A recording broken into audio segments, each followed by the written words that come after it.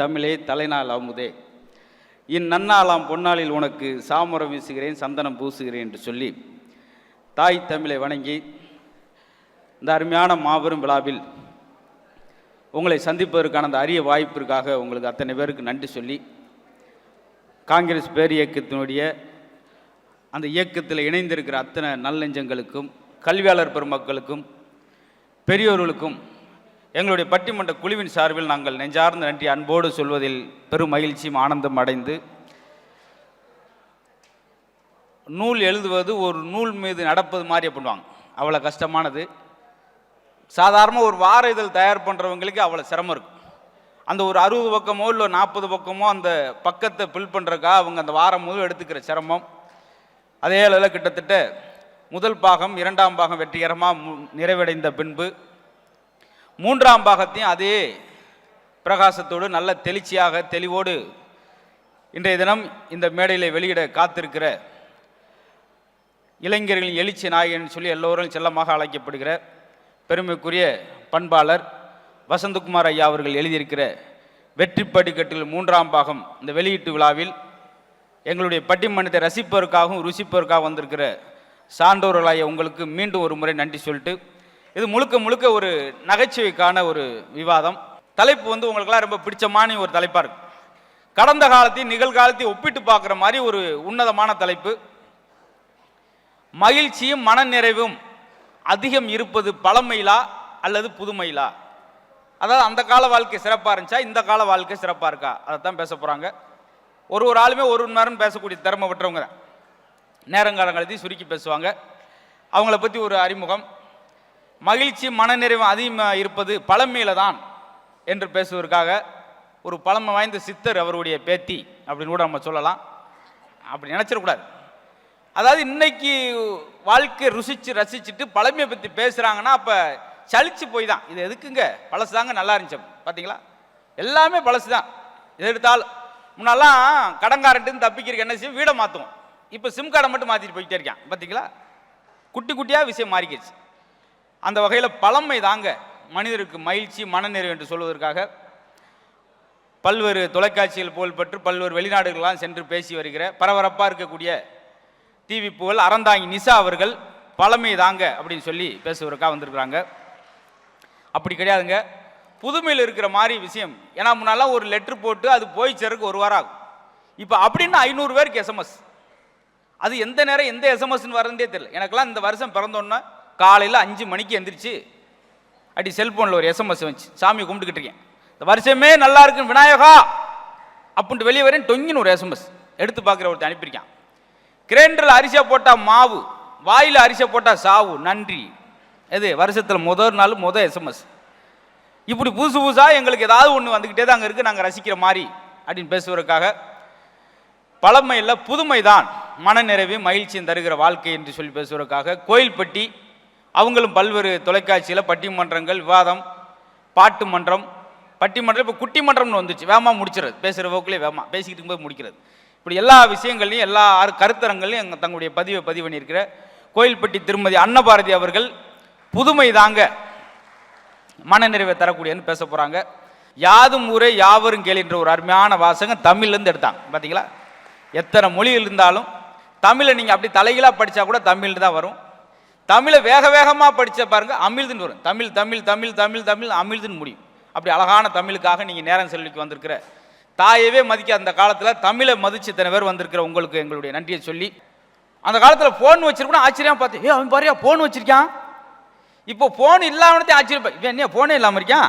பார்த்து எப்படி மாறி போச்சு பார்த்தீங்களா, குட்டி குட்டியான விஷயங்கள் மாறி போச்சு. ஆனால் செல்ஃபோனை வந்த பின்னாடி என்னென்ன இழந்திருக்கோம், காலண்டர் போச்சு, அலாரம் போச்சு, பாருங்க என்னென்ன லைட்டு டார்ச் லைட்டு கிடையாது, குட்டி குட்டியாக நிறையா விஷயம் மானம் போச்சு, மரியா போச்சு, எல்லாம் போச்சு. ரொம்ப அருமையான உறுப்பு மனித உறுப்பில் நாக்குன்னு சொல்லுவோம். 24 ஹவர்ஸ் ஈரத்திலே இருக்கக்கூடிய உறுப்பு. காரணம் உன் வாயிலிருந்து வர வார்த்தை குளிர்ந்த வார்த்தையாகவும் மற்றவனை ஈரப்படுத்துகிற ஈரமான வார்த்தையாக இருக்குன்றக்காக நாக்கை ஈரத்திலே படைச்சது. அந்த வகையில் ரொம்ப சொல்வன்மை, எல்லை கொட்டினா கூட அள்ளிடலாம், சொல்ல கொட்டினா அள்ள முடியாதுவாங்க. அந்த மாதிரி சொற்சுவை பேச்சாளர் பெருமக்கள் இந்த மேடைக்கு வந்திருக்கிறாங்க. இப்போ என்னுடைய முன்னுரை நிறைவு செய்து அவங்க தனக்கு கொடுக்கப்பட்ட தலைப்பில் ஆரம்பிக்க போகிறாங்க. நீங்கள்லாம் அதே மாதிரி ரொம்ப மெச்சும்படியாக இருக்கு. சென்னைக்குன்னு மட்டும் ஒரு கலாச்சாரம். இப்போ திருச்சினா திருச்சிக்காரங்க மட்டும்தான் அந்த ஊரில் இருப்பாங்க, கோயம்புத்தூர்னா கோயம்புத்தூர்காரங்க மட்டும்தான் இருப்பாங்க.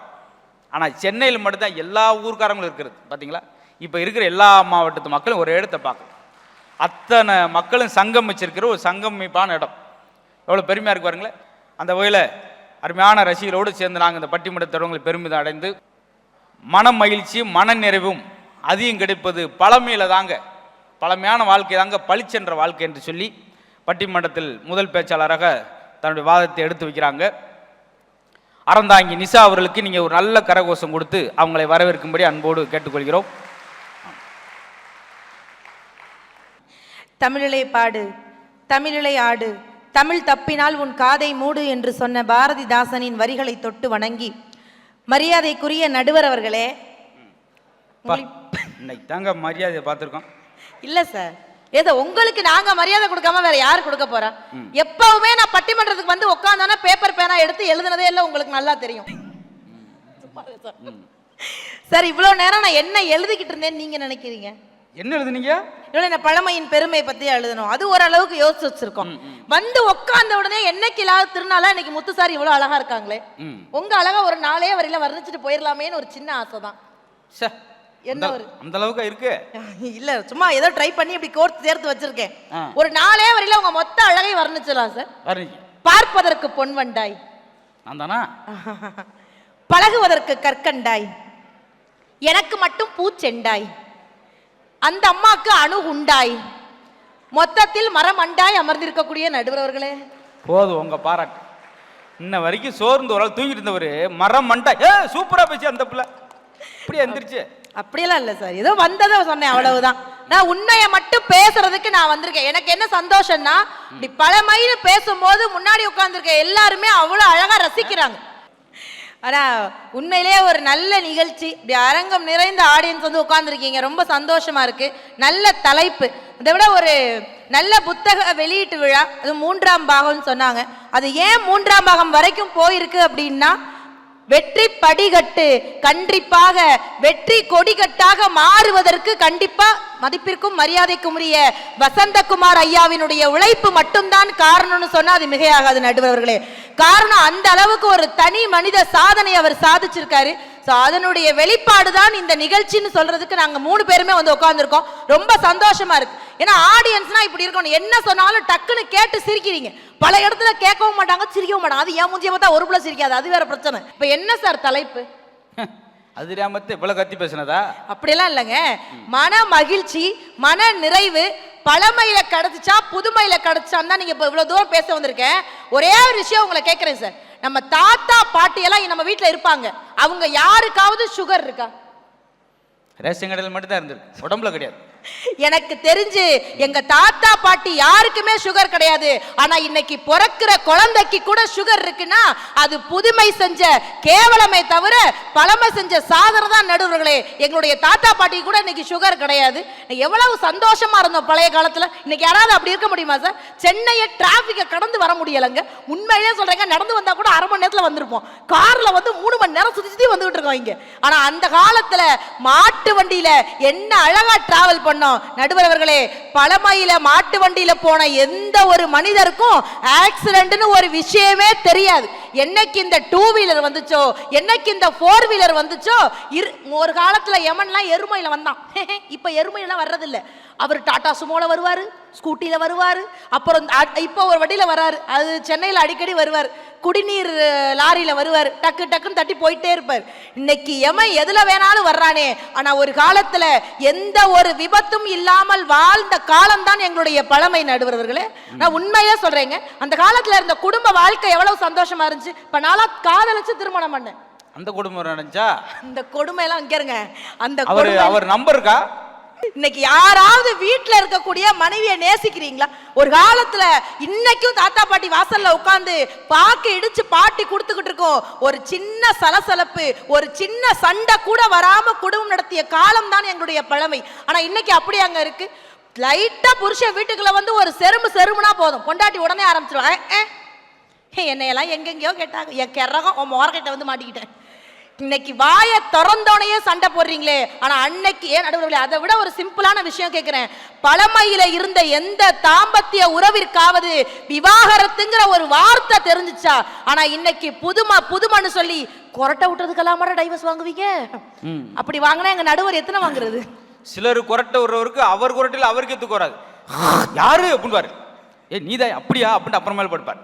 அவங்க ஒரு விஷயம் சொன்னார் பார்த்தீங்களா, இன்னைக்கு யாருக்காவது அன்னைக்கு முன்னோர்களுக்கு தாத்தா பாட்டிக்கு சுகர் இருந்துச்சா அப்படின்னு. அதான் உண்மையான விஷயம். அன்னைக்கெல்லாம் நகர்வலம் போவாங்க 10-15 பேர் சேர்ந்து. இன்னைக்கு 40 பேர் சேர்ந்து சுகர் வளம் போகிறேன். அப்படியே தசு புசுன்னு. உங்களுக்கு எவ்வளவு? 500, எனக்கு 700. எனக்கு சொத்து சம்பாரிச்சு வச்ச மாதிரி பெருமையா பேசுது. ஒரு காலத்துலலாம் நாங்க படிக்கும் போதெல்லாம் எங்க டீச்சர்லாம் உள்ள வந்தாங்கன்னா அப்படி கை கட்டி நிப்போம். என்ன ஒரு உதாரணம்னா, பழமையில வாத்தியார் எல்லாம் உட்காந்து பாடம் நடத்தினாங்க, பிள்ளைங்க எல்லாம் நின்று கேட்டுட்டு இருந்தாங்க. இன்னைக்கு அப்படி கிடையாது. நம்மளால 5 லட்சம் ரூபாய் கொடுத்து ஸ்கூல்ல படிக்கலாம். வாத்தியார் நில்றாரு, நில்றி மாப்பிள்ள நில்லு, நம்மளால காலாட்டே கேட்கறாங்க சயின்ஸ. எல்லா ஸ்டூடெண்ட்ஸும் இன்னைக்கு வாத்தியாரை பார்த்தா கொஞ்சம் கூட மதிக்க மாட்டேங்கிறானே. அதுவும் இன்னைக்கு பசங்க ரொம்ப மோசம் சார். அன்னைக்கெல்லாம் எங்க தெருல ஒரு பையன் ஓடி போய் அம்மா சொல்லியிருக்கான், அம்மா இனிமே அப்பாவெல்லாம் என்னை டியூஷனுக்கு கூட்டிட்டு வரதுக்கு அனுப்பாத. ஏன்டா? அப்புறம் அந்த ஆளை மிஸ்ஸுக்கிட்ட இருந்து கூட்டிட்டு வரதுக்கு நான் எவ்வளவு கஷ்டப்படுறேன் தெரியுமா? பேசியே கொள்றாமா டீச்சர் கிட்ட. பசங்க கிட்ட ரொம்ப ஜாக்கிரதையா இருக்கணும் சார். அதுல அன்னைக்கெல்லாம் ஒரு பையன் வேமா போய் சொல்லியிருக்கான், ஏமா அப்பா எனக்கு எப்ப பார்த்தாலும் முத்தமே கொடுக்க மாட்டேங்கிறாரு, அடிச்சு அடிச்சு விரட்டுறாரு. நல்லா படிடா கொடுப்பாரு. நம்ம விட்டு வேலைக்காரி என்ன IAS படிச்சிருக்கு, அப்பா டெய்லி கொடுத்துட்டு போறாருன்றானே. பொதுவாகவே பசங்க கிட்ட ரொம்ப ஜாக்கிரதையா இருக்கணும். அவங்க கிட்ட பேசவே முடியாதுங்க. ஆனா அன்னைக்கெல்லாம் அப்பா ஒரு குழந்தைய உட்கார வச்சு, எனக்கு தெரிஞ்சு முதல்ல ஆசிரியர் யாருன்னா வீட்டில் இருக்கக்கூடிய அப்பா தான் சார். ஆனா இன்னைக்கு அப்படியா இருக்கு? ஏன்னா பழமையில இருக்கக்கூடிய அப்பாக்கள்லாம் அப்படிதாங்க இருந்தாங்க. தஞ்சாவூர்ல தலையாட்டி பொம்மை பார்த்திருப்போம். அந்த தலையாட்டி பொம்மையை பார்த்தா எங்க பெண்களுக்கெல்லாம் என்ன ஞாபகம் வரும்? சே, நம்ம புருஷன் இப்படி தலையாட்ட மாட்டானா, நம்ம மாமியார் இப்படி தலைய ஆட்டாதான். ஏன் மாமியார்லாம் இன்ன வரைக்கும் ஆட்ட மாட்டேங்குதுங்க. அது தலையவே ஆட்டிடலான்னு தான் பார்க்க முடியல.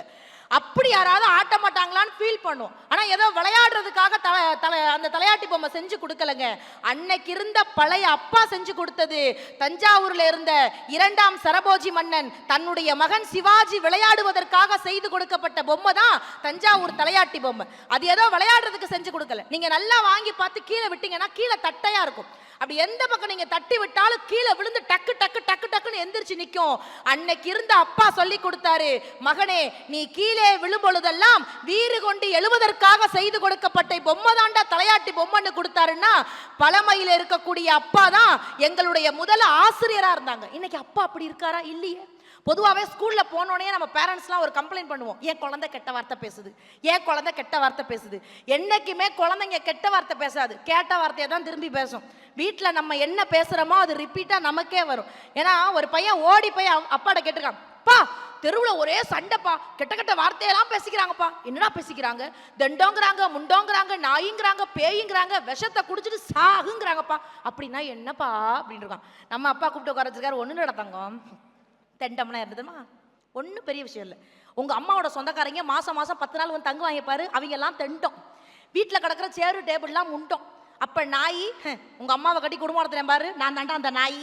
அப்போ பேய் உள்ளே குளிக்கிறா பாரு உங்கள் அம்மா, அவள் தான் பேய். அப்போ விஷம் காலையில் 5 மணிக்கு காப்பிங்கிற பேரில் ஒன்று கொடுப்பா பாரு, அதாண்டா விஷம்னு இருக்காரு. கரெக்டாக 10 நாளில் அம்மாவோட சொந்தக்காரங்க வந்துட்டாங்க. நம்மளும் வாசலில் போய் நின்னா, வாங்க தண்டங்களே வாங்க, முண்டத்தில் உட்காருங்க, நாய் வெளியில் போயிருக்கு, பேய் உள்ளே இருக்கு, 10 நிமிஷத்தில் விஷம் ரெடின்னு இருக்கான். வந்தவங்க தெரிஞ்சுட்டாங்க, ஏ அப்பா கொலகார குடும்பமாக இருக்கும் போலடான்னு. ஒரு அப்பாங்கிறவர் என்ன சொல்லணுமோ அதை சொல்ல கொடுக்கணுங்க. ஆனா இன்னைக்கு இருக்கக்கூடிய புதுமையில இருக்கக்கூடிய அப்பாக்களுக்கு குழந்தை என்னைக்காவது யோசிச்சிருக்கமா சார்? பணம் பணம் பணம் பணம்னு இன்னைக்கு எல்லாம் ஓடிக்கிட்டு இருக்காங்களே. அம்மா ஒரு பக்கம் வேலை, அப்பா ஒரு பக்கம் வேலை, எல்லாம் ஓடிக்கிட்டு இருக்காங்க. குழந்தைய ஆயம்மா கிட்ட விடுறமே. ஒரு குழந்தை அழகா அம்மாவை பார்த்து கேட்டா, அம்மா நம்ம வீட்டு பீரோல் சாவியை நீ ஆயம்மாட்ட கொடுப்பியா? பீரோல் சாவியெல்லாம் கொடுக்க மாட்டேன். நம்ம பெட்ரூம் சாவி கொடுக்க மாட்டேன். அப்ப நீ போட்டிருக்க நகை அதெல்லாம் எப்படிடா கொடுக்க முடியும்? எவ்வளோ காஸ்ட்லி தெரியுமா? அப்போ இதெல்லாம் கொடுக்க மாட்டேன், என்னை மட்டும் ஏமா ஆயமாட்ட டெய்லி கொடுத்துருன்னு போறேன்னு கேட்டாங்கன்னா, இன்னைக்கு இருக்கக்கூடிய குழந்தைகளுடைய மனநிலையை கூட புரிந்து கொள்ளாத தாய்மார்கள் தான் புதுமையில வாழ்ந்துகிட்டு இருக்காங்களே தவிர, அன்னைக்கு யோசிச்சு பாருங்க, ஒரே வீட்டில் 10 பேர் உட்கார்ந்துருப்போம். அந்த நிலாவை பார்த்துக்கிட்டு தட்டில் சாப்பிட்ற சுகம் இருக்கு பாருங்க, எத்தனை பேர் அதை இழந்துகிட்டு இருக்கோன்னு யாருக்குமே தெரியாது நடுவர்களே. இன்னைக்கு இருக்கக்கூடிய சூழ்நிலையில கூட்டு குடும்பங்கிற ஒரு விஷயமே இல்லாம போச்சு. அன்னைக்கெல்லாம் சென்னையில் ஒருத்தர் சொல்றாரு, என் குடும்பம் கூட்டு குடும்பம். ஏ அப்பா, சென்னையில கூட்டு குடும்பமாடா? யாரெல்லாம் இருக்கீங்க? நான், என் பொண்டாட்டி, என் புள்ள. உங்க அம்மா அது முதியோர் இல்லத்துல, நீ எல்லாம் எதுக்கு உயிரோட இருக்குன்னு கேட்டு வந்தேன். காட்டு வேலைக்கு 9 மாச கர்ப்பிணியா போவாங்க. களை எடுத்துக்கிட்டு இருக்கும்போது வயிறு வலிக்கும். தனக்குத்தானே சுகப்பிரசவமாக அந்த அம்மா வேப்ப மரத்திலே படுத்து குழந்தைய பெற்றெடுத்து மறுபடியும் 6 மணிக்கு வீட்டுக்கு வரும். இப்படி இந்த மாதிரி ஆரோக்கியம் இன்னைக்கு இருக்கா? எவ்வளோ 10 பேராசிரியர் சொல்லி ஒரு விளங்க வைக்க முடியாத ஒரு பொருளை எங்கள் தாத்தா சொன்ன இன்னும் நான் இருக்கு. சாப்பிடும்போது எப்படி சாப்பிடணும், சாப்பாடில் எந்த அளவுக்கு ஆயில் அதிகமாக இருக்கோ அந்த அளவுக்கு ஆயுள் கம்மியாயிரும் அப்படின்வார். பார்த்தீங்களா? இது யார் சொன்னாலும் புரிய வைக்க முடியுமா? இந்த ஆவி ரொம்ப நாளைக்கு இந்த பூமியில் இருக்குன்னா ஆவியில் வெந்ததை சாப்பிடு. புட்டு, இடியாப்பம், இட்லி சாப்பிடு, ஆரோக்கியமாக இருப்பார். அப்படி ஆரோக்கியம் இருக்கா? கல்லை தூக்குனா பொண்ணு இன்னைக்கு பார்த்தா ஒன்றுமில்ல, பொண்ணவே தூக்குறேன். எதுக்குங்க கல்லை தூக்கி பொண்ணை தூக்குறேன், நேரடியாக பொண்ணவே தூக்குறேன் அப்படின்னு மாறிக்கிடுச்சு. பார்த்தீங்களா? காலை அடக்குனாத்தான் பொண்ணு. இன்னைக்கு இருக்க அவசரத்தில் அவன் காலையிலேருந்து அடக்கிட்டு தான் இருக்கான் பாவம். ஆண்கள் நிறைய பேர் இருக்கீங்க, என்னைக்குமே வீட்டை விட்டு வெளியில போகும்போது, ஆபீஸ்க்கு போகும்போதோ வேலைக்கு போகும்போதோ பொண்டாட்டி வாசப்படி வரைக்கும் ஓடி வந்து நிப்பா. ஏன் பிடிச்சி தள்ளி விடுறதுக்க? அப்படி டாட்டா சொல்லும் போது நமக்கு ஏதோ அமெரிக்காவில் ஆஸ்கர் அவார்டு கொடுக்குற மாதிரி ஓடக்கூடாது. பின்னாடி திரும்பி பொண்டாட்டியை பார்த்து, எப்பட்றா கல்யாணத்தன்னைக்கு பார்த்த மாதிரியே இருக்க, அது உலகமாக போய்கின்னு எங்களுக்கும் தெரியும். நாங்க திரும்பி சொல்லுவோம், நீங்க மட்டும் அண்ணா என்ன பொண்ணு பார்க்க வந்த அன்னைக்கு எப்படி இருந்தீங்களோ அப்படியே இருக்கீங்க. அப்படியா இருப்பீங்க? பொண்ணு பார்க்க வந்த அன்னைக்கு மண்டை நிறைய முடி இருக்கும், இப்ப வெறும் மண்டை மட்டும் தான் இருக்கும். ஏத்துக்கிட்டு வாழ்றது இல்ல. ஆனா உண்மையிலேயே புருஷனுக்கு வழுக்க விழுந்தா கூட நாங்க பெருமையா சந்தோஷப்படுவோம். ஏன் தெரியுமா? இந்த வடையை இனி எந்த காக்காவும் தூக்காது, நமக்கு தான் அந்த வடை.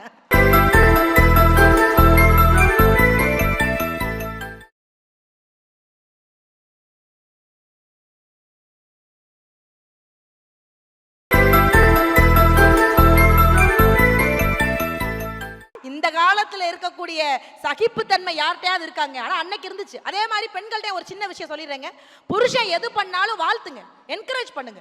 ஏன்னா அன்னைக்கு நிறைய பெண்கள் எப்போ பார்த்தாலும் சீரியல் சீரியல் சீரியல்னு பார்க்காதீங்க. என் மாமியாக்கெல்லாம் 90 வயசுங்க, கிளவி பத்திரமா இருக்கு. அன்னைக்கு வீட்டுக்கு போறேன், ஊன அழுகுது. அது சிரிச்சாலே கொடூரமா இருக்கும், அழுதா என்னறானா கொடூரமா இருக்கும். நான் கேட்டேன், ஏன் பக்கி இப்படி வாசல்ல உட்காந்து அழுகுறேன்னு. ராதிகாவுக்கு கஷ்டமா வருதுன்னு. நம்ம தெருவில் ராதிகான்னு யாருமே இல்லையே. இந்த வாணிராணி சீரியல்ல ராதிகாவுக்கு கஷ்டமா வருதா? நான் கொன்னே அப்படி வேண்டேன். அந்த ராதிகா மேடம் ஒரு எபிசோட்ல அழுகிறதுக்கு 1.5 லட்சம் ரூபாய் வாங்கிட்டு அழுகுறாங்க. நீ மூதேவி மாசம் 120 ரூபாய் கேபிள் கட்டு உட்காந்து அழுதுட்டு இருக்க, உன்னைய கொன்றுவே உள்ள போனேன். ஏன்னா இன்னைக்கு நிறைய பெண்கள் அப்படிதாங்க இருக்காங்க.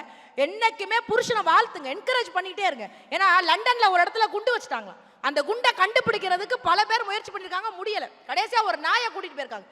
அந்த நாய்க்கு ஒரு மொழியும் தெரியல, பல மொழி தெரிஞ்ச ஒருத்தரை கூட்டிட்டு வந்திருக்காங்க. அவரும் நிறைய பேசியிருக்காரு, அந்த நாய்க்கு ஒன்றும் புரியல. கடைசியா ஹீப்ரு மொழியை எடுத்து பேசியிருக்காரு, நாய்க்கு புரிஞ்சிருச்சுங்க, குண்டை கண்டுபிடிச்சிருச்சு. லண்டன் மாநகரமே அவரை கூப்பிட்டு வாழ்த்து சொல்லி என்ன கிஃப்ட் வேணும்னு கேட்டாங்களாம். வைரம் வேணுமா தங்கம் வேணுமான்னு. எனக்கு அந்த நாய் தான் வேணும்னாரா. பல லட்சக்கணக்கான உயிரை காப்பாத்திருக்கடா, போய் நாயை கேட்குற, வேற ஏதாவது கேளுங்க. எனக்கு நாய் தாண்டா வேணும். ஏன்? 2 வருஷத்துக்கு முன்னாடி இந்த ஹீப்ரு மொழி கத்துக்கிட்டேன். கத்துக்கும் போது என் பொண்டாட்டி வந்து சொன்னா, இந்த மொழியெல்லாம் எந்த நாய் கேட்கும்னா, இந்த நாய் கேட்டுச்சுன்னா அந்த நாய்க்கு போய் நான் சொல்லணும், மரியாதையா நாயை குடுறானா. இன்னைக்கு குடும்பத்துல கொஞ்சம் கூட விட்டு கொடுக்காத தம்பதிகள் இருக்கும் பொழுது எங்களுடைய பழமை மட்டும்தான் குடும்பத்துல எப்படி இருக்கணும்னு சொல்லி கொடுத்துச்சுங்க. நிறைவா ஒரே ஒரு விஷயத்தோட சொல்லி முடிச்சிடலான் இருக்கேன். கவியரசர் கண்ணதாசனை பத்தி பேசாம எந்த ஒரு பேச்சாளர்கள் இருக்க முடியாது. அப்படி ஒரு மனிதருங்க அவரு. அவர் மாதிரி ஓப்பன் ஸ்டேட்மெண்ட் கொடுத்த மனுஷன் யாருமே கிடையாது. அவர் தான் அழகா சொன்னாரு, ஒரு மனைவி வேண்டுமா ராமனை கும்பிடு, 2 மனைவி வேண்டுமா முருகனை கும்பிடு, ஏராளமா வேணுமா என்ன கும்பிடுறான்னா. அப்படி ஒரு மனுஷன் அவர் மாதிரி காதலிக்கிறதுக்குலாம் தமிழ்நாட்டில் ஆளே கிடையாது. அவருக்கு அவங்க அம்மா மொத்தம் 8 பொண்ணு பார்த்தாங்களாம். அவருடைய இயற்பெயர் முத்தையா. தம்பி முத்தையா 8 பொண்ணு பார்த்திருக்கேன், எந்த பொண்ணு ஓகேன்னாங்க, நம்மளால 8மே ஓகேன்னாரு. ஏன்னா அப்படி காதலிச்சவர்ல. ஏதாவது ஒண்ணுதான் இருக்காங்க. கரெக்டா கிராமத்து பையங்களை அப்படி பொன்னமாலை செலக்ட் பண்ணி அப்படி கொடுத்தாருங்க. அப்படி ஒரு அழகு. திருமணம் முடிஞ்சு அப்படி முதல் இரவு, நம்மளால முதல் இரவுல தத்து புத்துன்னு வளருவான். கண்ணதாசன் ஆசு கவி, நைட்டு முழுக்க அப்படி கவிதை மலைய பொழிஞ்சு தள்ளி இருக்காருங்க. அந்த அம்மா ஒரு வார்த்தை கூட எகுத்து பேசல. காலையில எந்திரிச்சு நேரா போய் அவங்க அம்மா காலில் விழுந்தாராம். தெய்வம்மா நீ தெய்வம், எப்படிப்பட்ட பொண்ணுமா எனக்கு பார்த்துருக்க, நைட்டெல்லாம் பேசினேம்மா, ஒரு வார்த்தை கூட எகுத்து பேசலாமா. அந்த அம்மா சொன்னிச்சு, உன் சங்கதி எனக்கு நல்லா தெரியும், தெரிஞ்சதுனால தான் கட்டி வச்சேன், நீ வருஷம் பூரா பேசினாலும் எழுத்து பேச மாட்டா. அவளுக்கு 2 ஸ்பீக்கருமே அவுட்டு இருக்காங்க. காது கேட்காத மனைவியோடு குடும்பம் நடத்திய கண்ணதாசன் தான் சொன்னாரு, தன்னுடைய செவிகள் பழுதானாலும் தன்னுடைய சேவை திறத்தால் என்னுடைய கவிகள் பழுதாகாமல் பார்த்து கொண்ட ராசாத்தின்னு சொன்னாருன்னா, பழமை என்றைக்குமே அழகை விரும்பாது, அனுபவத்தை மட்டும்தான் விரும்பும். பழமை உடலுடைய அழகை விரும்பாது, உள்ளத்தினுடைய அழகை மட்டும்தான் விரும்புமே தவிர உங்களுடைய புதுமை அப்படி கிடையாதுங்க. பொண்ணு பார்க்க போகும்போதே அனுஷ்கா மாதிரி பொண்ணு வேணுங்கிறான். அப்பெல்லாம் எனக்கெல்லாம் கல்யாணம் ஆகுமா ஆகாதா? ஏதோ என் புருஷனுக்கு கொஞ்சம் அரைகுறையா கண்ணு தெரியாதனால நான் கல்யாணம் பண்ணிட்டேன். தெரிஞ்சுன்னா என் நிலைமை என்ன ஆகுறது? இன்னைக்கு பொண்ணு பார்க்க போகும்போதே இவ்வளவு லிஸ்ட் கொடுக்குறீங்களே.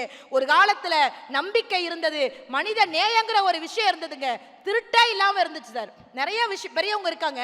ஒரு காலத்துல நம்ம உப்பு வாங்க போவோம் சார், வாசல்ல உப்பு மூட்டை இருக்கும். நம்ம போய் கடையில கொடுப்போம், ஒரு 5 ரூபாய் கொடுப்போம். வாசல்ல இருக்குதுமா எடுத்துட்டு போமான்னு சொல்லுவாங்க. அவர் நம்ம எவ்வளவு எடுத்தோன்னு கூட பார்க்காம ஓனர் உட்கார்ந்துருப்பாரு. ஆனா இன்னைக்கு வாசல்ல இருந்த அந்த உப்பு மூட்டை எங்க சார் போச்சு? வாசல்ல இருந்த உப்பு மூட்டை கடைக்குள்ள போச்சுன்னா நம்ம மேல அவ்வளவு நம்பிக்கைன்னு அர்த்தம் நடுவர்களே. ஆக எந்த வகையில் பார்த்தாலும் மன நிறைவும் மன மகிழ்ச்சியும் அதிகமாக இருந்தது எங்களுடைய பழமையில்தான் என்று நீங்கள் தீர்ப்பு தரணும். ஏன் அதை கூட தந்துருங்க அப்படியே.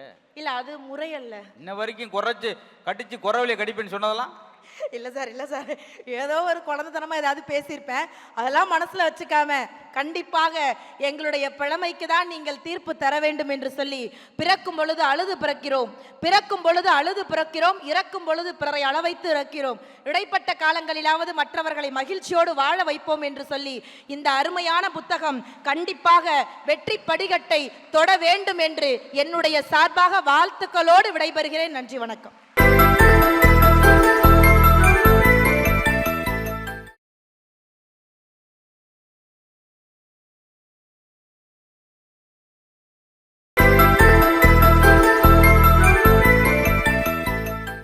ஒரு மழை பெஞ்சு ஓஞ்ச மாதிரி ஆயிடுச்சு.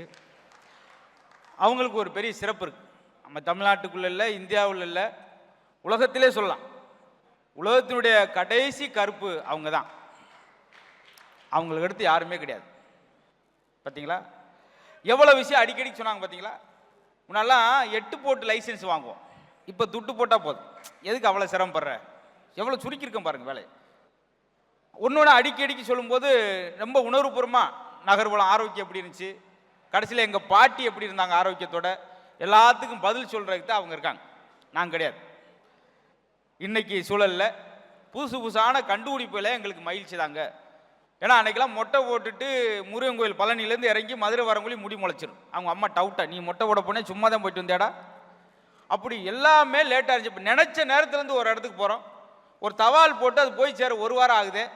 ஆனால் அன்றைக்கி பாருங்கள், அப்படின்னு அனுப்புனா 500 பேருக்கு ஒரே நேரத்தில் SMS. ரச வைத்தேன் அப்படின்றத ஒரு அம்மா ஃபேஸ்புக்கில் ஸ்டேட்டஸ் கொடுக்குது, 2500 பேர் லைக் பண்ணுறாங்க. ஆனால் அந்த ரசத்தை வீட்டுக்கார் லைக் பண்ணல, அப்படி சாப்பிட்டு இப்படியே உட்காந்துருக்காரு. பார்த்தீங்களா எவ்வளோ விஷயம் மாறி இருக்குங்க. ஆனால் எங்களுக்கு இந்த புதுசு தாங்க சந்தோஷம்.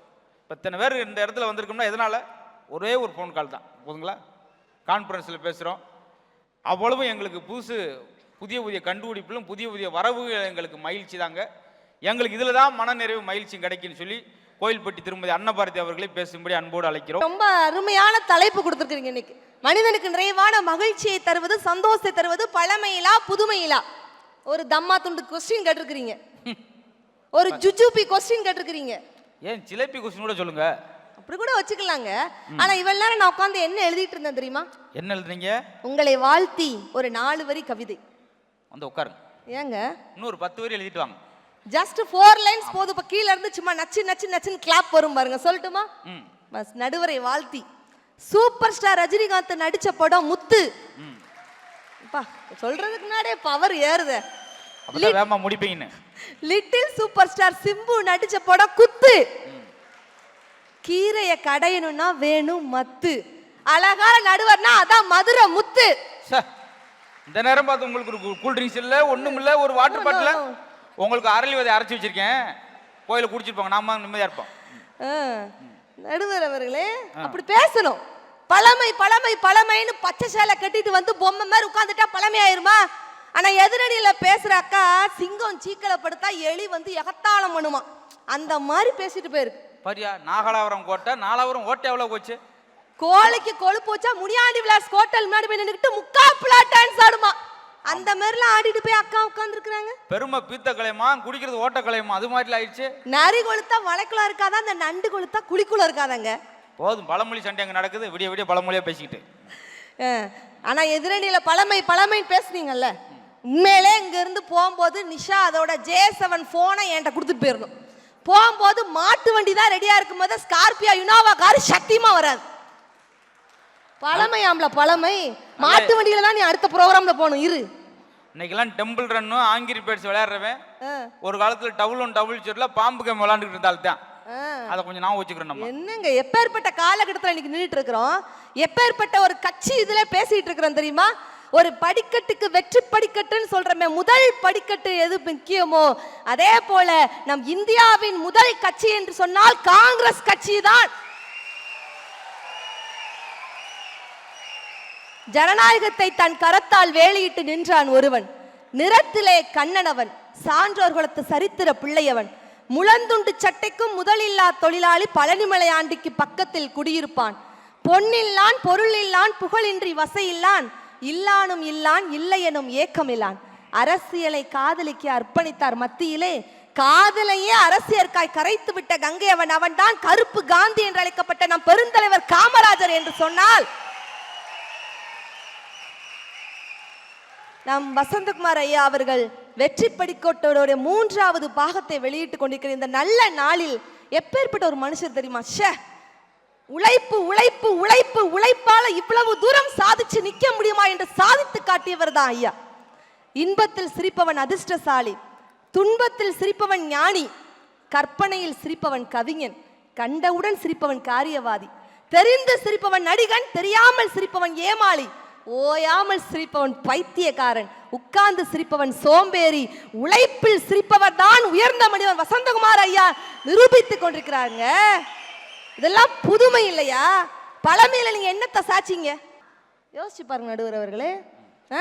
காலையில் ஜப்பானில் காஃபி, மாலையில் நியூயார்க்கில் காப்ரே, இரவில் தாய்லாந்தில் ஜாலி, இனிமேல் நமக்கு என்ன வேலி, வெக்கம் துக்கம் தேவையில்லை.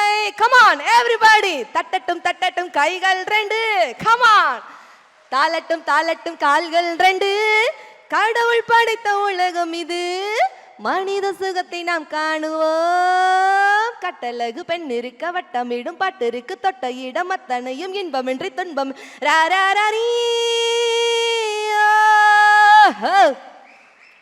கைதட்டுறதுக்காக இந்த பாட்டை பண்ணீங்களா? அத்தனை பேர் யங்ஸ்டர்ஸ்ங்க, யூத் எப்படி பவர்ஃபுல்லா கை தட்டிட்டு இருக்காங்க பாருங்க. அரவிந்த் கண்ணில் ஒரு கண்ணாடி வாங்கி போடுங்க நீங்க முதல்ல. ஏன் நடுவர், எங்க வாழ்க்கைங்கிறது ஒரு ஐஸ்கிரீம் மாதிரி. இப்போ உங்களுக்கு புரியுற மாதிரி சொல்றேனே, வாழ்க்கைங்கிறது ஒரு ஐஸ்கிரீம் மாதிரி. அது டேஸ்ட் பண்ணாலும் கரையும், வேஸ்ட் பண்ணாலும் கரையும். எவன் ஒருத்தன் வேஸ்ட் பண்ணாம டேஸ்ட் பண்றானோ அவன் தான் இன்னைக்குள்ள காலகட்டத்தில் புத்திசாலி. ஏன் அந்த ஐஸை பிரிட்ஜுக்குள்ள வச்சா அதுக்கு கரைய போகுது? எப்படி ஏன் பஞ்சு? மூளை லைஸா ஒழுகுது பாருங்க, தொடச்சுக்கோங்க. ஏடா நேத்து உன் காதலி ஏதோ வகுத்துல கட்டின்னு கூட்டு போனா என்னவா? அது கட்டிலாம்டா குட்டியாம்டா பத்தியா? என்ன எப்படி மோசமாயிடுச்சு பாருங்க. நடுவர்கள் இப்படி பொத்தாம் பொதுவா சொல்லிட கூடாது. அந்த பொண்ணு வந்து நின்னுட்டு சுகர் வந்திருக்கு. What is the problem here? Sugar தான் பெரிய ப்ராப்ளமா? ஏங்க 10 வயசுல மதர் சொல்றத கேட்கணும், 10 வயசுல மதர் சொல்றத கேட்கணும், 20 வயசுல ஃபிகர் சொல்றத கேட்கணும், 40 வயசுல சூர்கள்ற கேட்டப்பட்ட முடிஞ்சு போச்சு. என்ன பிரச்சனைங்க வந்து வாழுதான் வந்து நின்று அந்த காலத்துல என்ன, அந்த காலத்துல நீங்க ஒரு ஆடியன்ஸ் சூரா நம்ம தலையெழுத்து இவங்க சொல்றதெல்லாம் கேட்கணும் அப்படின்னு அப்படி அந்த திங்கிங் போறாங்க. ஏங்க அந்த காலத்துல நீங்க மருத்துவத்துல நீங்க என்ன சாதிச்சீங்க, என்னத்தை நீங்க கண்டுபிடிச்சீங்க? எது என்னத்தை கொடுத்தாலும் காய்ச்சல் அடிக்குது அப்படின்னா சுக்கு அரைச்சு ஊத்து, வாந்தி வருது சுக்கு அரைச்சு ஊத்து, வயித்தால போகுது சுக்கு அரைச்சு ஊத்து. என் மயம் ஃபர்ஸ்ட் கிளாஸ் பாஸ் பண்ணி அப்படியா சுக்கு அரைச்சு ஊத்து, மூளை விஷத்தை அரைச்சு இந்த அம்மாவை கூத்து, எது சொன்னாலும் ஒரே மாதிரி சொல்லி. அந்த காலத்துல பாட்டிய வெறுமனே ஒரு காப்பிடி உளுந்து ஆட்டுறதுக்கு 3 மணி நேரம் ஆகும். ஏன்னா ஊருக்கு அப்புறம் சொல்லிக்கிட்டே அவளை தெரியுமாடியே நேற்று கரும்பு தோட்டத்துக்குள்ள போனாடியே அப்படின்னு ஆட்டிக்கிட்டு இருக்கும்போதே ஒரு கிளவிக்கு ரேசம் மூக்கு அரிக்கும், ஆச்சம் தும்மும், ஒரு 60 மில்லி உள்ள விழுகும். இருடி அப்படி ஆட்டுற கிளவிந்த உப்பு கம்மியா இருக்குன்னு சொன்னால இப்ப சரியா இருக்கும் பாத்தியா? அடுப்பங்கரையும் பள்ளியறையுமே அகிலமா இருந்தது பாட்டிமார் காலத்தில். அடுப்பு படுக்கையோடு அருகில் இருந்த பள்ளிக்கும் செல்ல முடிந்தது அம்மாக்கள் காலத்தில். தானியங்கி வாகனத்தை தானே இயக்க முடிந்தது தங்கைமார் காலத்தில். கல்வியில் படித்து சாதிக்க முடிந்தது அக்காமார் காலத்தில் என்று சொன்னால், தலைமுறைக்கு தலைமுறை ஒரு பெண்ணினம் முன்னேறி படிப்பு பணி பணம் என்ற எல்லா துறையிலும் சாதிக்கும் போது ஒரு காஃபி போட்டு கொடுத்தா என்னங்க தப்பு? ஆணும் பெண்ணும் சரிநிகர் என கொண்டால் அறிவில் ஓங்கி இவ்வையகம் தலைக்கும் என்று முண்டாசு கவிஞருடைய வாழ்க்கை வார்த்தையை நிரூபிப்பது பழமையிலா புதுமையிலா நடுவர்களே? புதுமையில எந்த அளவு இன்னைக்கு நாங்க சாதிச்சிட்டு இருக்கிறோம். ஒரு காலத்துல பெண் சிசுக்களை கள்ளிப்பால் ஊத்தி கொன்னீங்க, தாய்ப்பாலை நீ குடிக்க தலையெழுத்து இல்லையடி, கள்ளிப்பாலை நீ குடிச்சு கண்ணுரங்க நல்லபடி, அடுத்தொரு ஜென்மம் வந்து ஆனா நீ பிறந்தா இந்த பூமியில பிறக்கணும், பொய்வாடி அன்னக்களின் கள்ளிப்பாலை கொடுத்து கொன்னதுதான் பழமை. ஆனா புதுமையில இன்னைக்கு எந்த தளவு இன்னைக்கு பெண் குழந்தைகள் சாதிச்சிட்டு இருக்காங்க தெரியுமா? சென்னையில மெட்ரோ ட்ரெயினை முதலில் இயக்குனது பிரீத்திங்கிற ஒரு பெண் இயக்கி சாதனை புரிஞ்சிட்டு இருக்கிறாங்க. எவ்வளவு தூரம் இன்னைக்கு சாதனை. சின்ன பசங்க கிட்ட ஒரு வார்த்தை பேச முடியுதா? சின்ன பசங்க கிட்ட எவ்வளவு சின்ன பேட்டு பேசுறீங்க, எங்கள மாதிரி ஆள்கிட்ட பேசுங்க. எல்கேஜி படிக்கிற பையன் இன்னைக்கு எவ்வளவு விவரமா இருக்கிறான் தெரியுமா? பசங்கிட்ட கிளாஸ் எடுத்துட்டு இருக்கிறேன். டேய், மகாத்மா காந்தி மண்ணெண்ண விளக்குல படிச்சாருடா, ஓகே டீச்சர். டேய், கிரகாம்பல் மெழுகுவர்த்தி விளக்கத்துல படிச்சாருடா, ஓகே டீச்சர். டேய், ஷேக்ஸ்பியர் இருக்கார்ல, தெருவிளக்கு வெளிச்சத்துல உட்கார்ந்து படிச்சார், அப்படியா டீச்சர்? இவங்கெல்லாம் பகல்ல என்ன டீச்சர் பண்ணிட்டு இருந்தாங்க அப்படிங்கிறான்.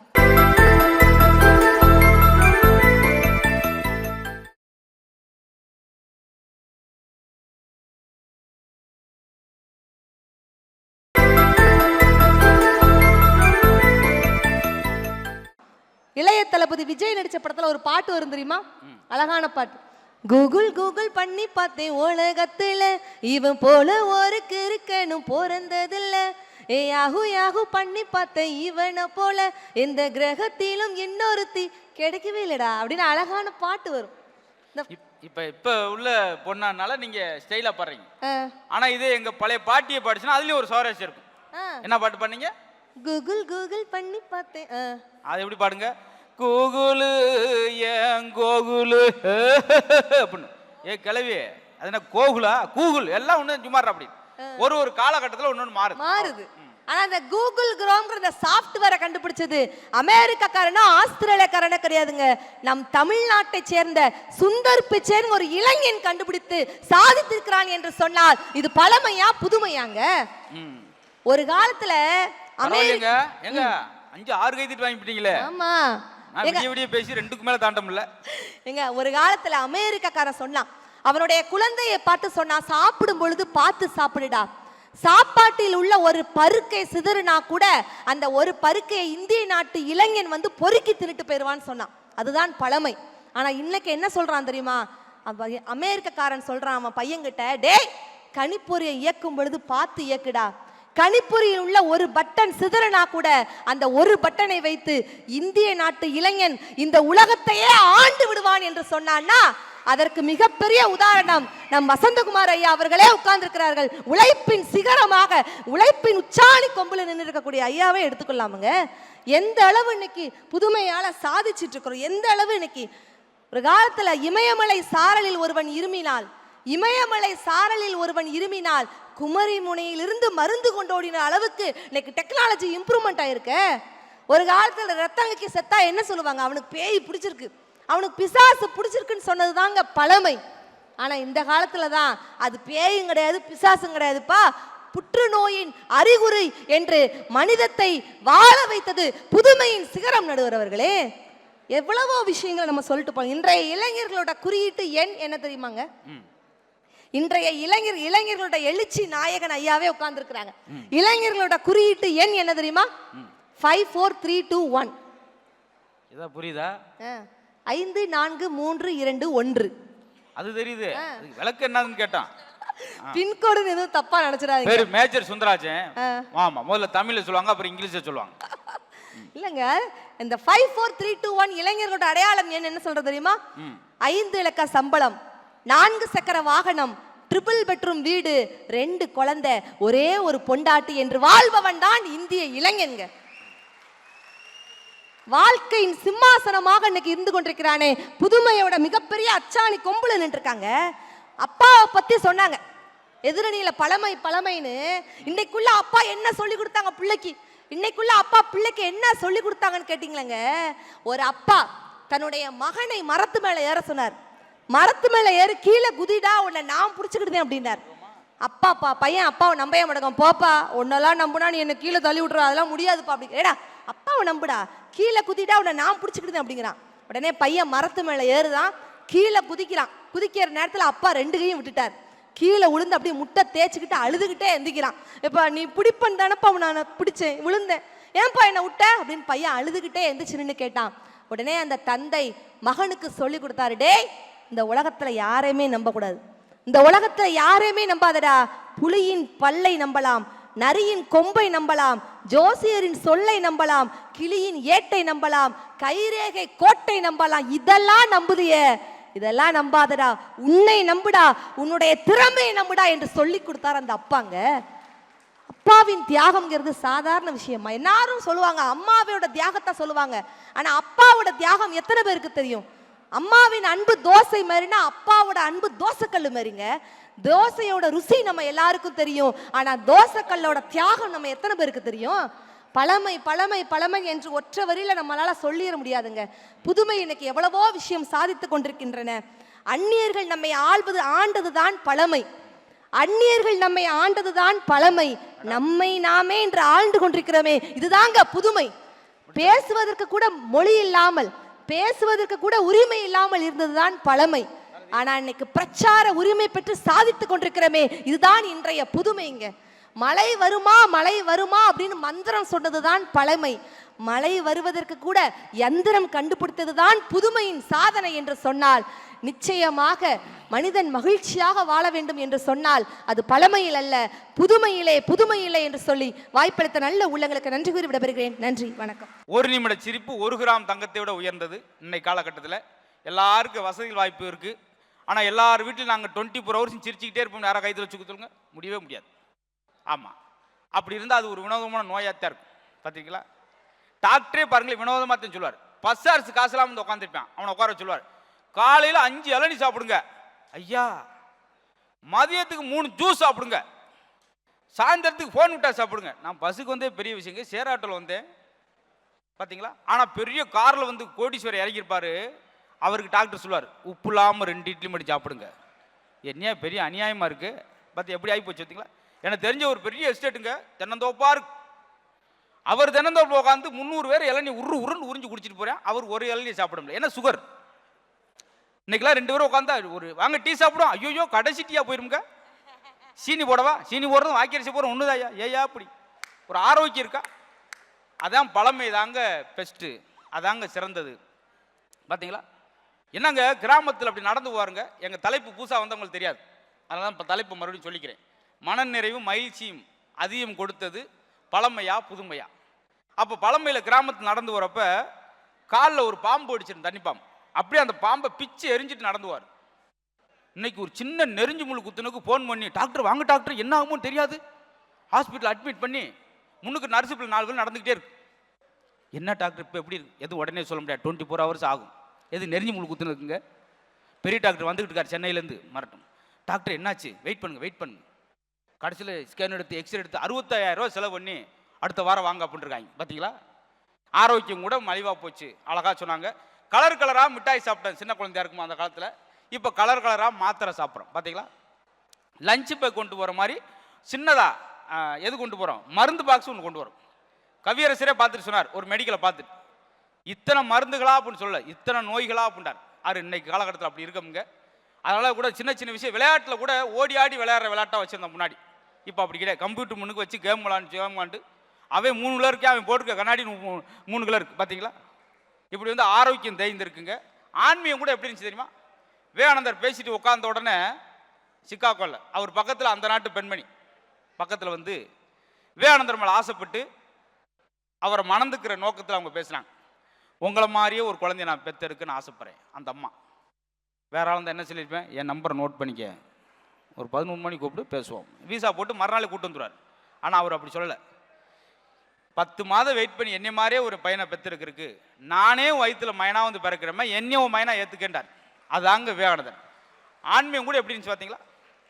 எத்தனை முறை தேசிய பதவி வைத்தவர் காமராஜர் அவர்கள். பிரதமர் பதவி வேணாம் அவங்களே இருக்கட்டும் இந்திரா அம்மையார்ட்டே ஒப்படைச்சவர் தாங்க காமராஜர். யோசிச்சு பாருங்களேன். அரசியலில் வந்து அவர் இறந்து போகிறப்ப 3 முறை முதலமைச்சர் வந்து சொத்து வந்து ஒரு கதர் துண்டு 150 ரூபான்றது எவ்வளவு ஒரு ஆரோக்கியமான விஷயம் பாருங்க. இப்படி எல்லாமே எடுத்துக்கிட்டா அந்த காலத்தில் அவ்வளவு அழகா ரசிக்கும்படியா இன்னைக்கும் பெருமையா பேசும்படி இருக்கிறனால பழமையை போற்றுவோம். அந்த நோக்கத்தில் தான் மன மகிழ்ச்சி மனநிறை. எல்லாரும் ரிட்டையர் ஆன பின்னாடி என்ன நினைப்போம், சொந்த கிராமத்துக்கு போய் அங்கே கைத்துக்கட்டில் போட்டு அங்கே படுத்துக்கிட்டு பழைய பாட்டு கேட்குறப்ப கிடைக்கிற சுகம் வேறு எதுலையும் கிடைக்காத பண்ணுவோம். பார்த்தீங்களா? ஏழை பணக்காரெலாம் ஒன்றும் கிடையாதுங்க. ஒருத்தன் மாளிகையில் இருப்பால் அவன் கோடீஸ்வரன் கிடையாது, குடிசையில் இருப்ப ஏழை கிடையாது. மன நிறைவு மகிழ்ச்சியோடு எவ்வளோ இருக்கானா அவன் தான் கோடீஸ்வரன் பண்ணுவான். அது எப்போ? ஒருத்தன் நாயா அலைஞ்சானா ஏழை, ஒரு நாயோடே அலைஞ்சானா அவன் பணக்காரன். அவ்வளோதாங்க வித்தியாசம். இதுக்கு தாங்க இவ்வளோ சண்டை விட்டு கிடக்கு. நல்ல விலைக்கு போயிலாது கடைசியாவது ஒரு கைதட்டு தட்டினீங்களா சந்தோஷமா போறதுக்கு? ஒருவேளை அதுக்காகத்தான் தட்டினீங்களா? ஒருவேளை முடிக்கிற மாதிரி வந்துட்டானையா தப்பிச்சோம் ஏ அப்படின்னு கைதட்டிங்களான்னு தெரியல. ரொம்ப சந்தோஷம், ஏதோ ஒரு பக்கம் கைதட்டு வந்துச்சு இல்லையா? ஏன்னா இன்னைக்கு குடும்ப ஒற்றுமை கூட எப்படி இருக்கு? குடும்பத்தில் எங்கேயாவது மகிழ்ச்சியாக இருக்கிறோம். ஒரு ஊரில் கேள்விப்பட்டாங்க, மனசில் ஒன்று நினச்சிக்கிட்டு ஒரு ரூபாயை ஒரு கிணத்துல போட்டால் நினச்சது நடக்குமா? இதை கேள்விப்பட்டு கணவன் மனைவி போதுங்க. முதல்ல வீட்டுக்கார் அந்த கிணத்தோ நின்று மனசில் நினச்சிக்கிட்டு அன்னு போட்டு வந்துட்டார். இந்த அம்மா என்ன நினச்சி உடனே நடக்குன்னு சொல்லி எட்டி போகிறோம்னு தொப்புன்னு உள்ளே வந்துருச்சு. வீட்டுக்கார் சொன்னார், நான் நினச்சது நடந்துருச்சு பார்த்துங்க. அவர் நினச்சது அதுக்காகத்தான். குடும்ப உறவு கூட மோசமாயிருச்சேங்க. நிம்மதியாக வீட்டுக்கார் தூங்க முடியுதாங்க? காலைல 8:30 மணிக்கு எழுப்புறது எப்பயும் நடிச்சாமல் 1 மணிக்கு எழுப்பிச்சு. ஏங்க எந்திரிங்க எந்திரிங்க, போர்வை தூக்கி போட்டு என்னடி என்னாச்சு? இந்தாங்க தூக்க மாத்திரை போடாமல் படுத்துட்டீங்க. அவருக்கு இடையில கூட அவர் சந்தோஷமா இவங்களுக்கு பிடிக்காத மாதிரி இப்படி ஒரு மின்னல் வேக வாழ்க்கையாச்சு. காலை பொழுது ஒன்றை மட்டும் சொல்லிட்டு முடிச்சிடறேன். காலை பொழுது யாருக்காவது கண்ணியமான பொழுதா, ரொம்ப மகிழ்ச்சியான பொழுதா தொடங்கியிருக்கா? காலை எந்திரிக்கிறப்ப அமைதியா நிதானமா. ஏன்னா ரத்த தானம் கண்தானத்தோட முக்கியமானது நிதானம். காலைல எந்திரிக்கிறப்ப அப்படி இருக்கா? சாமி கும்பிட்டாரா எந்திரிக்கிறோமா? முருகா இன்னைக்கு காலையில் நல்லா இருக்கணும் எந்திரிக்கிறோம். எல்லாரும் சொல்ற மங்களகரமான வார்த்தை ஐயோயோ மணி 8 ஆச்சா. ஐயோயோ ஐயோன்னா எம்மனுடைய ஒய்ஃப். காலை எம்ஏ ஒய்ஃபை கும்பிட்டு எந்திரிக்கிறான். சரி, நம்ம முதல்ல சந்திரிக்கிறா நல்லா பேசுறானா? என்ன மாரிமுத்து எப்படி இருக்க? நான்லாம் இருக்கிறதுக்கு மருந்தை குடிச்சாகலாம்யா. அவன் பாருங்க மருந்தை குடிச்சிட்டு இருக்காரு. அதே வேகத்தில் ஓடி போய் பஸ்ஸில் ஏறாரு. அவங்க ஒருத்தன் காலை மிதிச்சிட்டான். ஏன்டா மாடு மாதிரி மிதிக்கிற? அதுக்கு நீ ஏன்டா நாய் மாதிரி கத்துற? உடனே கண்ட்ரக்ட் யாராங்க கழுத மாதிரி சண்டை விடுறவங்க? எங்கேயாவது மனுஷன் ஒரு வார்த்தை வந்துச்சா? அதனால மனிதர்கள் ஒரு காலத்தில் குறைவாக இருந்தாங்க, மனித நேகம் அதிகமாக இருந்தது. ஒரு கிராமத்தில் பசுமாடு செத்து போயிட்டா கூட 2000 பேரும் போய் விசாரிச்சாங்க, மாடு இப்படி போயிடுச்சு. ஆனால் அன்னைக்கு நடு ரோட்டில் ஒருத்தர் அடிபட்டு கிடைக்கும், 2 வீலர் விட்டு இறங்காமலே கேட்குறேன் என்னாச்சு? ஒரு ஆள் செத்துட்டார். ஒரு ஆள் தானாக்கும். பார்த்தீங்களா?